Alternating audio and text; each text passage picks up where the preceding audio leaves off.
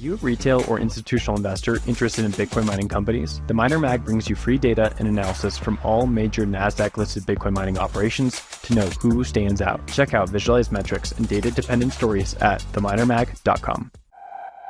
Today's show is brought to you by Digital Shovel.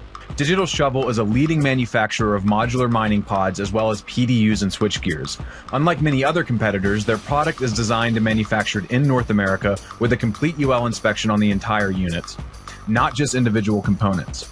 Additionally, Digital Shovel is one of the most vertically integrated manufacturers of over 75,000 square feet of sheet metal shop, SMT and wave solder PCB assembly, as well as final assembly all under one roof in Toronto, Canada. Their price point leads the industry when compared to products with rates as low as $69,000 per megawatt for a complete data center with smart PDUs and switchgears. To learn more, visit digitalshovel.com.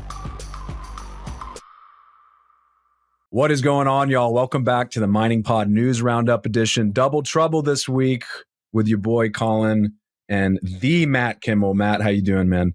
I'm doing excellent. Thanks for having me, Colin. Always. We always love having you. We want you every week, but sometimes you gotta do your real job. But speaking of real job for today, we're gonna kick it off with the difficulty update presented by Hashrate Index and Luxor. Pretty interesting week for Bitcoin network data and difficulty, hash rate, and hash price. Matt, tell us what's going on. Yeah, so we had an absolutely brutal rip up in difficulty this past week of over 5%, over 5.5%, Colin, to everyone's dismay. It looks like that's going to taper back a bit. I mean, we are only about a third of the way through the next epoch here. And it looks like we should get, a tapered back couple percent difficulty decrease, but you've got it up on the screen there and you can follow along if you're watching on YouTube that this is the largest difficulty adjustment increase since November. And that's saying something because every single difficulty adjustment has been an increase outside of just one, which we covered on the show a couple weeks ago. And yeah, so this is pretty troubling for miners. If you pull up the hash price, you've shown a hash rate as well, which of course is ripped. But yeah, we're down to, I think it's about $52, $53 per petahash second per day on the hash price. If you're new to this, that is a measure of network-wide gross revenue for miners. But it's rough, right? That's about the lower range since the election back in November, when of course price has just done tremendous. Since then, really, we're still hovering in the mid to high 90s at the time of recording on the Bitcoin price. But the pre-election mining economic environment is not something we want to revisit, Colin. So hopefully we can rebound from these range lows. What do you think? The dog days are back, or as you put it last week, Bitcoin miners are going back to the gulags. I think that's worth mentioning. We are at the lowest level since the election. Bitcoin ripped to an all-time high on election night on November 5th. And now we are back to like $53 per petahash per day. Be interesting to see where we go from here in terms of how much more hash rate the network can stomach, right? There's kind of a hash price floor here where you can only put so much hash rate online, depending on what Bitcoin's price and difficulty are doing. There's probably a lot of room to grow, though, as some of these Bitcoin miners deploy next generation machines, and also as miners tap cheaper energy around the world in places like Ethiopia, Paraguay, Russia, things like that. So definitely a brutal update. It's been just an onslaught for Bitcoin miners over the last, year or so in terms of hash rate growth. So, but that's kind of it from my end. Should we jump into the next or the first story of the week? Yeah. What's up first? A scoop from the fellas at Blockspace Media. Just as I thought you might do. U.S. Custom and Border Protection Agency ramps up ASIC miner crackdowns with seizures, new import holds. So Mining Pod listeners will know that last November, we broke a story regarding the CBP at the request of the FCC holding ASIC miner units at ports of entry across the U.S. Now, they were specifically holding Antminer S21 and T21 units. We have now learned that this crackdown is ramping up. They're expanding their scope, and now they're also holding MicroBT and Canaan units. So they've got all three of the major manufacturers under their boot currently. And more interestingly, I think, the expanding their enforcement is definitely interesting, but they've also started seizing machines from certain companies. We talked to a handful of companies, both brokers and public miners, who have had equipment actually seized by the CBP for alleged violations related to US legal code. And what they cited specifically, this is from a letter that we reviewed from one of the companies who is facing troubles with this. They wrote, "This is to inform you that the U.S. Customs and Border Protection seized the property described below at San Francisco International Airport on January 10th, 2025. Bitmain S21 Pro 200 terahash cryptocurrency mining machine. The letter states that the miners were, quote, seized and subject to forfeiture, end quote, according to U.S. legal code provision 19 USC." I'm not going to read all of that. It's legal gobbledygook, but it specifically says, according to this provision, it cites sections that say that it was seized because it pertained to unauthorized communications equipment, radio frequency equipment that causes interference, and equipment that is not FCC approved or compliant with the agency's rules. So backing up, the reason why the FCC has domain here, it regulates communications equipment. Bitcoin miners are considered computers, so they fall under the FCC's jurisdiction. But this was a pretty big scoop from us. We're following up, obviously, on our prior reporting in November, and a few things to just highlight and recap. A lot of the miners who came to us in November are still having problems. Some of them have not had their equipment released from detainment. And now the CBP, at the request of the FCC, is also seizing equipment, which to me is a huge ramp up of enforcement. Also really curious, this coming on the heels of a new administration, one that is supposedly Bitcoin friendly, right? I think that's the other thing to highlight here. It's interesting that this is happening under Trump's watch. I think it goes to show that the US security state doesn't really care who's in office to a certain point. And I would just really love to know what is the motivation here, because there's a lot of speculation that this has to deal with AI chips that are in the control boards of some of these miners that are created by Softgo, a company that shares a CEO and co-founder with Bitmain.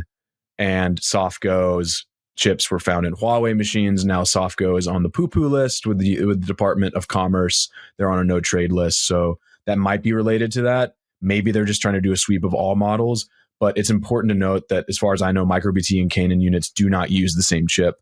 And that chip is only found actually in Antminer T21 units. So don't really understand the need for the full-scale crackdown, but there's almost certainly more to this story. And we hope to get to the bottom of it with follow-up reporting.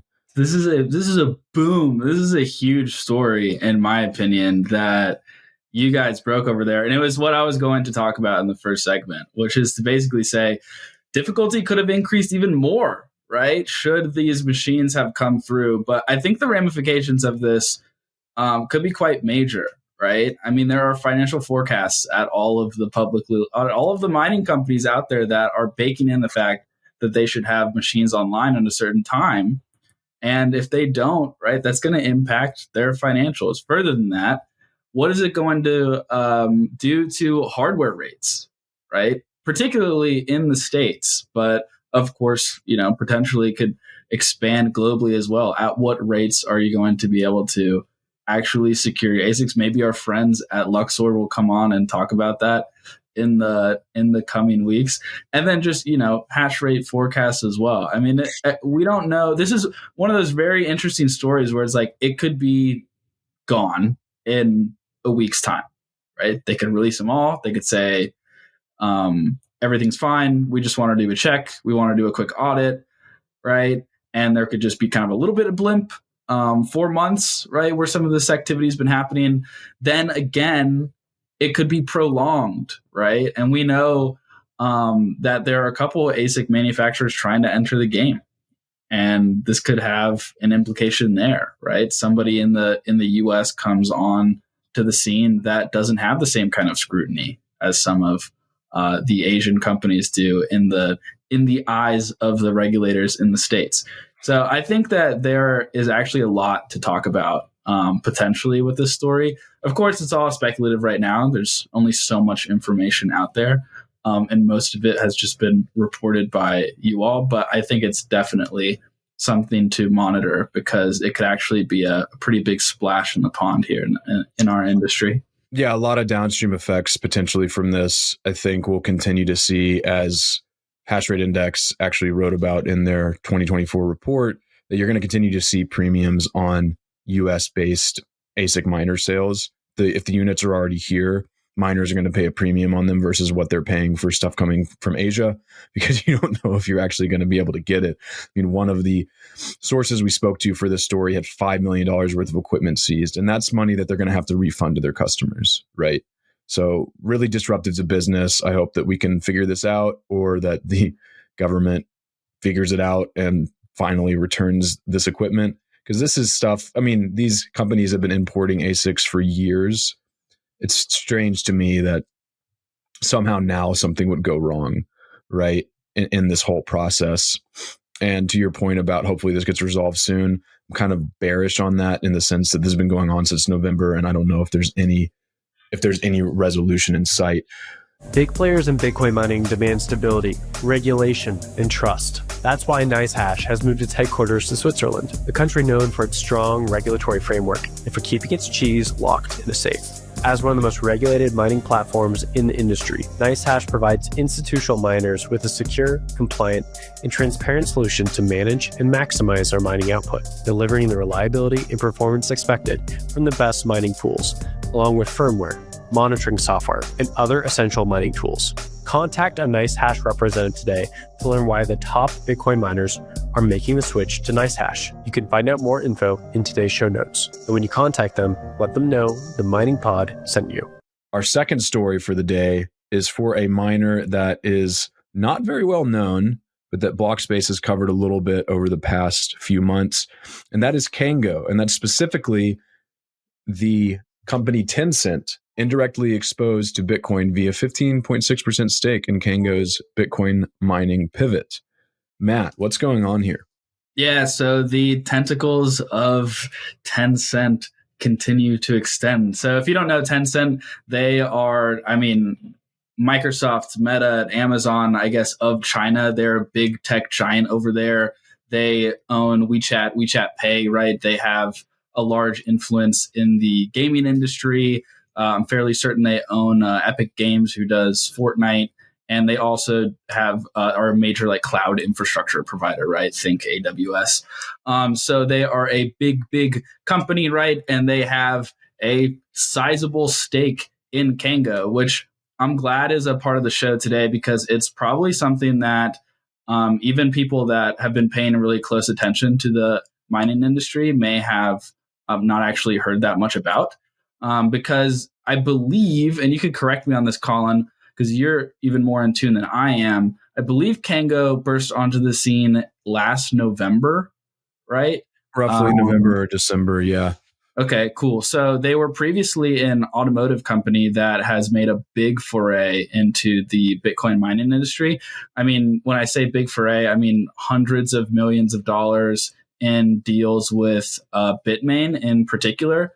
And have, on a hash rate level, I believe they're top 5. Behind the 32 exahashes right now.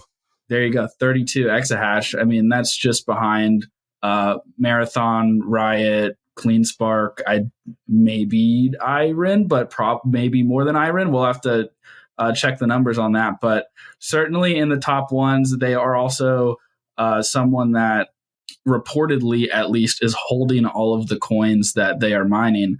But very interesting pivot here for a formerly automotive company, and is, natively Chinese. We know about the Chinese mining ban of 2021. It was a major event, and now we have this company publicly listed in China that is making a big splash in Bitcoin mining.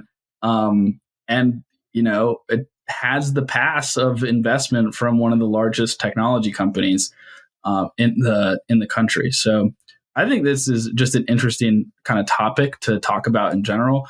I think less about the number of, percentage stake that Tencent's actually holding here. But over to you for your thoughts. Yeah, so it's interesting because Tencent already owned a sizable stake in Cango when it IPO'd in 2018 and when it was still just strictly an automotive financial services platform. Now they're increasing their stake. And this is also coming at a time when a bunch of other Chinese companies are piling into Cango. So this is a Schedule 13G that Cango published this week. I'm going to reference this one and another one. You've got this company, Taikang Asset Management Co., buying up 4.4% of the stock. You've got TK Autolink Inc. buying up 1.6% of the stock. Magic Spark, 3.1%. You can go on and on. There are a bunch of companies in here. And then there's another 13G that shows a bunch of other Chinese companies, including Boyu Capital Fund, buying up to 10.9% of Cango's stock.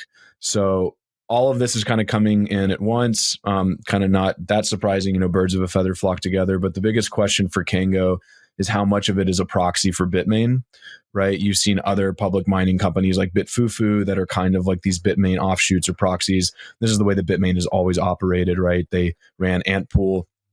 I believe they still technically do. They also ran via BTC and BTC.com back in the day. So they've had like every single vertical covered. They've had mining pools. They've had ASIC manufacturing. They've had self-mining. And so one of the things I would like to dig into, and I have enough time over the next few months, is just how closely related are they? Because Cango made its name by purchasing a bunch of machines from Bitmain, right? 32 exahashes worth. They have another 18 exahashes under contract, so they could be a 50 exahash miner by the end of the quarter. So one of those sleeper stocks, but they have a hosting deal, which is the interesting thing. All of these miners are like XPs. I think their hosting rate's like 7 cents all in per kilowatt hour. That's not really good. Yeah, that's kind of steep. Not really good. It's probably why they're raising all this capital, right? Obviously, maybe they have to pay off the second acquisition of the machines from Bitmain, but they're going to have to cover those costs because they're not selling their Bitcoin. And an S19 XP at 7 cents, your margins are pretty thin with hash price at $53 per petahash per day. Sounds like there's a little more to the story that hopefully we find out over time. Also, you just very nonchalantly said 50 big ones, 50 exahash per second. My gosh, that is a lot. That's a lot churning. It is. I like the story. I'm interested to learn more. Yeah, we're going to be keeping an eye on Cango going into the next quarter and just throughout the year, one of the sleeper stocks, depending on how they execute. But pausing on news items, we are going to bring Haley Thomson, the director of energy trading at Luxor Technology, to talk about some of the energy markets that matter most for Bitcoin miners, looking at Texas and also some commodities with regards to natural gas and oil. So we'd love to welcome to the stage Haley. Haley, how you doing, man? Thanks for joining us. Hi, guys. Thanks for having me. So we were talking before we started recording about some of your experience. You've traded energy for a while, and we wanted to start by touching on some of the changes that you've noted in the ERCOT market specifically. We saw prices in Texas rip in 2022, as inflation kicked off, and also there was kind of some bottlenecks with certain energy markets. And now they've started cooling off. I would love your perspective on what exactly was going on with those energy price hikes, why they've started to cool off, and whether or not we should expect this trend to stay put as all of this AI and HPC demand is pouring into the region. Yeah, absolutely. No, it's been very dynamic. I mean, I've been trading ERCOT for a while, and 2023 was that summer just took everyone by surprise, took the market by surprise. I think in many ways, some of these markets have been sleepy, but Texas has been. It's not just one variable. So I think we've seen about 20 gigawatt, 30 gigawatts build out in solar, and that changed the game. Not just in terms of zero marginal cost energy, but watching the grid manage what happens when the sun's set. I mean, they like going into next year, they might have to deal with a 30 gigawatt drop in production in a matter of 2 hours as the sun sets. So in 2023, I think that was part of the big story. You did have data centers moving in. You did have kind of bigger demand for power, and then it was really kind of backed by not by thermal, not by anything dispatchable, but by solar. And their battery build out wasn't that big yet. So when the sun was setting, you'd see it basically hit the price cap at $5,000 a megawatt hour. And that was, with some unseasonably warm temperatures. And yeah, that was quite a summer. That set the expectation for a lot of people rolling into 2024. And you had even more solar build out. But the big story of 2024 was actually batteries. I'd say more than anything. They built about 5 gigawatts of batteries. So in 2023, the batteries essentially had the market cornered. So they could say, I'm not going to discharge until you pay me $4,000 a megawatt or more. And they got paid. They essentially got paid to do that. In 2024, there were so many batteries that it started more of a race to zero. And watching every day, every sunset, the market really figured out how to dispatch those batteries to manage it, and it really muted the volatility. And but what was fascinating to watch actually in both summers has been the extent to which miners, being so price responsive, essentially they flattened the load curve. So whether that's triggered on their break-even price. So for an S19, that's probably around now it's around $80. At the time in 2023, it was about $150, and you'd watch it hit that, and then you'd just watch load flatten. There's a nuance in the market called 4CP where everyone tries to avoid being in the highest load hours. And so the combination of those, which also are usually the most expensive hours, the combination of those created this really flat load shape that I think took a lot of the market by surprise. So it's been very dynamic. And then, as you mentioned, now we have the very thirsty demand of high performance compute coming on. We've got gigawatts and gigawatts and gigawatts in the pipeline getting built out, and that's going to change things yet again, because that could outpace solar, it could outpace batteries, and high performance compute isn't nearly as responsive as Bitcoin mining. So, there's a chance we find ourselves back into a 2023 scenario where these guys, they don't turn off because they're making so much that they're not going to turn off at $150. They're not going to turn off at $1,000. They're just going to run. So we'll see how much of this actually gets built, but it's a very dynamic market down in Texas. Matt, you look like you wanted to jump in there. Yeah. If you don't mind me popping in, I just feel like, can you explain, because that I think is really interesting, what that flattening volatility actually means for someone in their house, right? Someone that's not not well versed in energy markets and electricity rates, what that actually means downstream, the difference between 2023 to now, and then also what kind of a new entrant like HPC that doesn't turn off could actually do as well. In simple terms, that makes sense?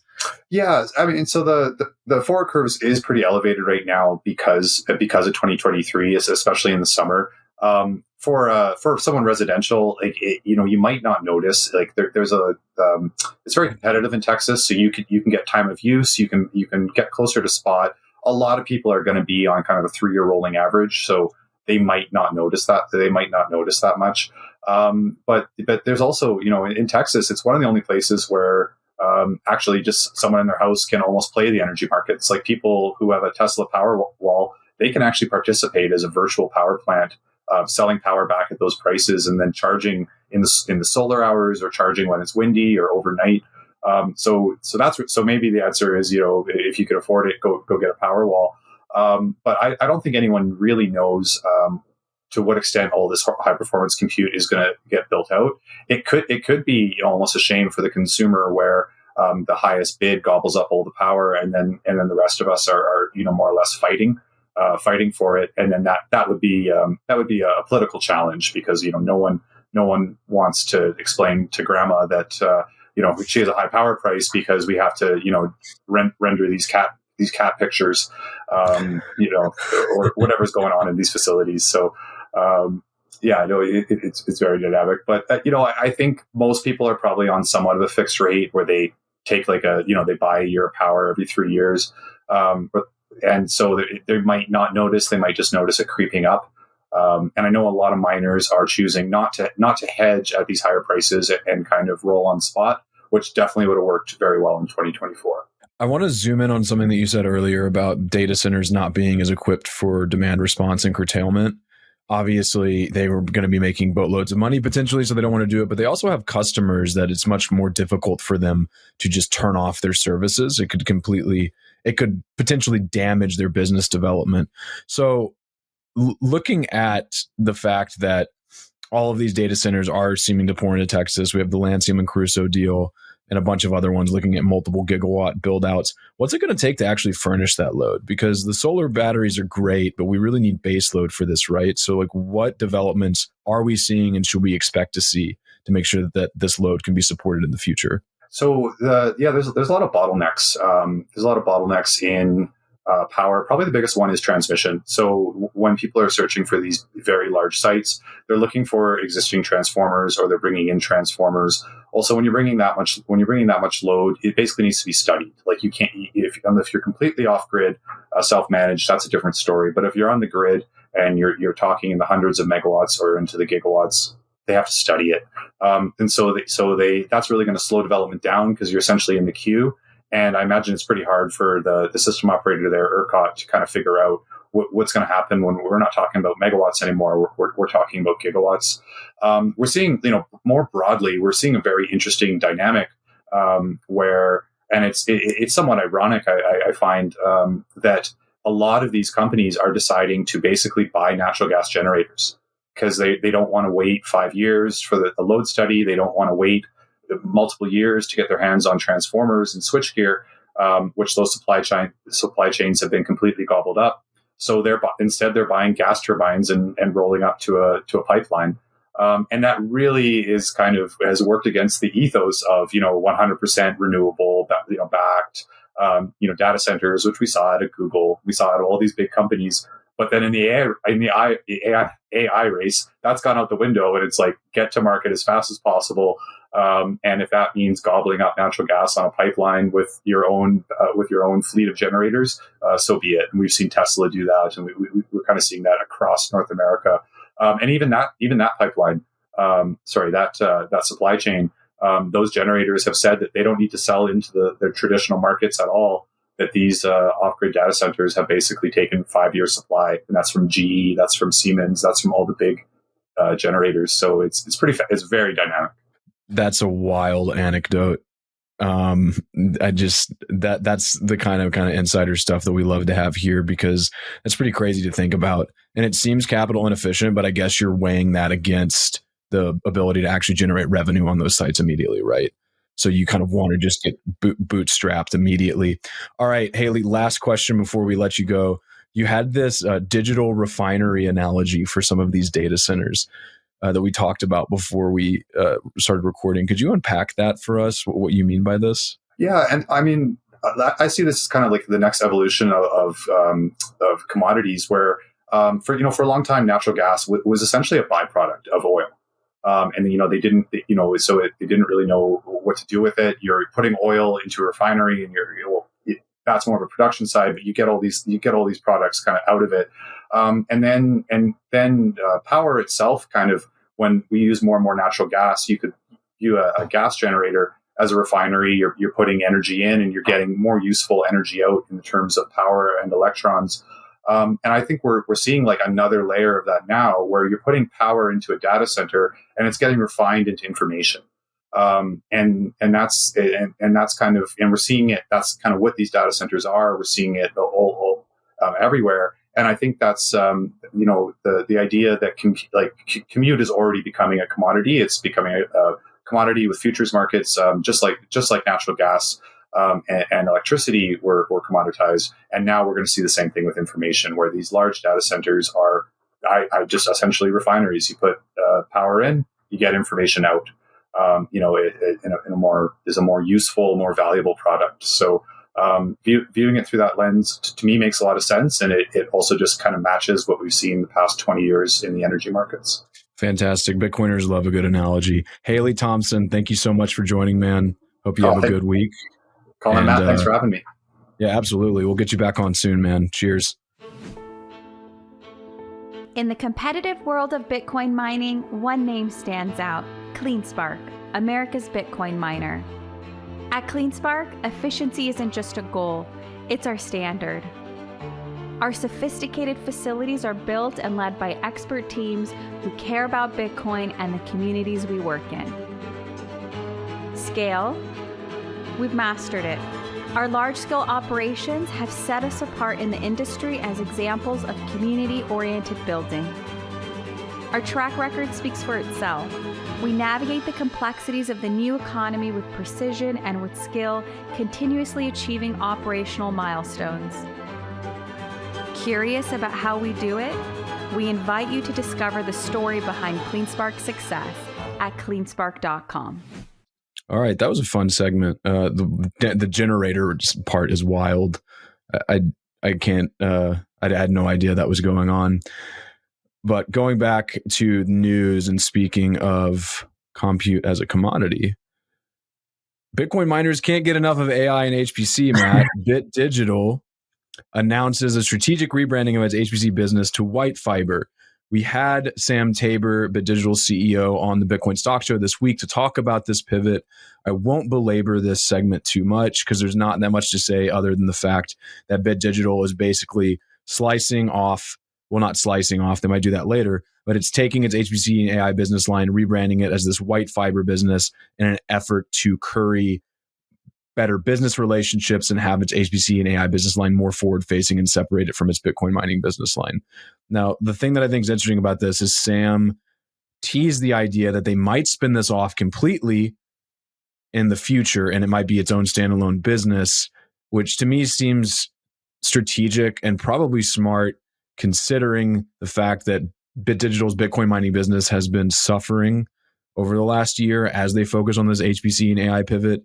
The hash rate has gone down from, I think it was like 4.6 or above 4 exahashes sometime last year at the end of 2023. Now it's like 1.16 or 1.2 exahashes. I mean, it's clearly taking a back seat. Their HPC and AI revenue is outpacing their Bitcoin mining revenue. So to me, this seems very strategic, and it's in line with all of these rebrands that these Bitcoin miners are kind of going through in these AI and HPC pivots, including some that you may not expect, like Riot Platforms. So Matt, tell us what's going on with this board of director appointment at Riot.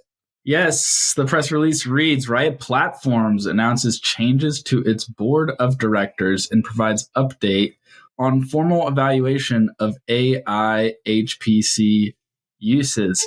And it's a change to its board of directors that you may be familiar with in the Bitcoin mining industry if you have been following for quite some time. It is one Jamie Leverton, formerly of the CEO of Hut 8.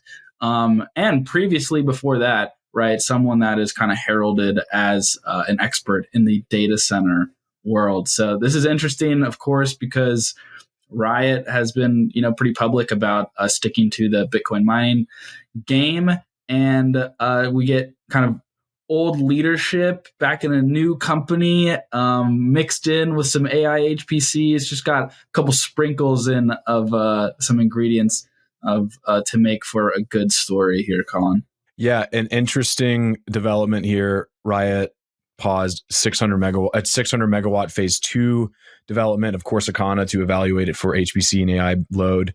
This came after an activist investor took a stake in the company and basically said, hey, y'all are going to leave money on the table if you don't look into this. I think it's another reminder that the biggest opportunity for some of these miners, per what Haley was saying earlier, is just offering up their capacity. They already have the PPAs in place. They have some of the infrastructure. Why not just sell it to a buyer who wants to deploy AI and HPC, let them do all the hard and heavy work of actually getting the data center greenfielded? And last thing to note about Jamie Leverton, before she joined Hut 8, she worked for a traditional data center company. So seems like Riot might be getting more serious about this. I think that could be one of the bigger news stories coming out of public markets in the coming months. All right. Should we get to the cry corner, Matt? Yes. Yeah, this one's kind of a weak one. There wasn't much to cry. There wasn't much crying on the timeline this week, which is good. We like that. We like people to not be pitching fits and being petulant children. But David Puel, famously of the Puel multiple, the trading multiple that Bitcoiners and crypto people sometimes use, has this chart here showing that Bitcoin obituaries are dying. This chart shows Bitcoin price versus Bitcoin obituaries. And it seems like the number of Bitcoin obituaries has been tanking since 2017, but it is currently continuing its downtrend as Bitcoin's dominance becomes undeniable. And people are, even the no coiners who are salty about it, are waking up to the reality that it's probably not going away anytime soon. So kind of not really a cry corner, kind of a win. But I just think, pour one out for all the no coiners who have been saying Bitcoin's worthless since it was $100. Yeah, interesting. Everyone will bend the knee, right? Everyone gets Bitcoin at the price that they deserve. Insert your favorite old time Bitcoin bullish phrase here about the haters. But yeah, I mean, maybe this is evidence, and we've seen it kind of slowly, particularly across the last year, of Bitcoin becoming more mainstream, right? When I say more mainstream, I mean people that have been very successful in a very public way come out and, rather than kind of take a stab at Bitcoin, as was like very prominent, now come out in support of Bitcoin and talk about it in a positive way, signal its potential, right? There is many huge, personalities, but leaders in kind of the traditional world that have come out in support of Bitcoin. And so it kind of makes sense to me that there's less obituaries as well. So yeah, that's, I guess, all I got on this one. Yeah, I think that's a really good point. The Bitcoin ETF was a huge stamp of approval for a lot of TradFi folks. And I think that it's not surprising to see the obits dropping accordingly. And with that, I think we will wrap it up. Matt, thank you for joining. And all of our listeners, thank you for tuning in. Hit us up if you have any questions, if you want us to probe anything in the future.